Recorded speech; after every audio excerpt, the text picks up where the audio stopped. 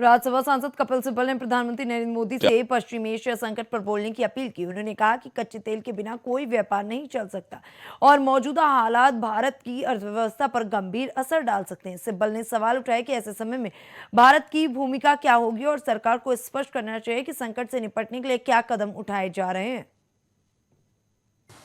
तो आप व्यापार को प्राथमिकता देना चाहते हो और हम एनर्जी को प्राथमिक देना चाहते हैं, क्योंकि बिना एनर्जी के व्यापार हो ही नहीं सकता।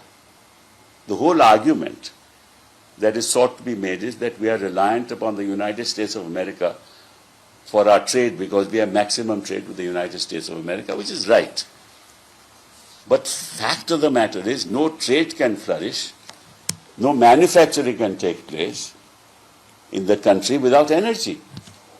And where does our energy come from? Our energy comes from the Middle East through the Straits of Hormuz.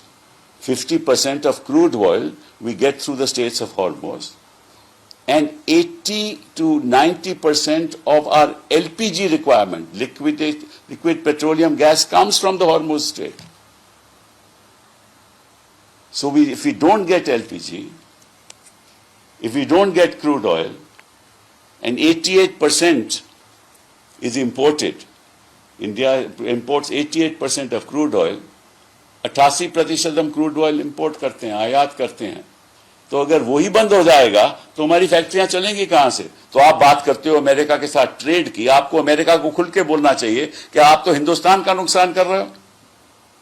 You should tell the United States of America that by allowing this to happen through Israel, you are destroying the economy of India. And we are the people who are hurt the most because these so-called apologists for this government are now saying that we should be silent. While our energy resources are depleted, we should be silent.